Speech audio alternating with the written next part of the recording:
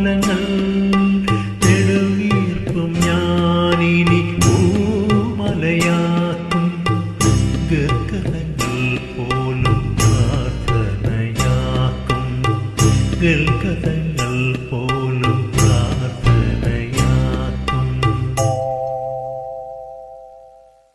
ചുംബനപ്പൂ കൊണ്ടു മൂടി എന്റെ തമ്പുരാനേ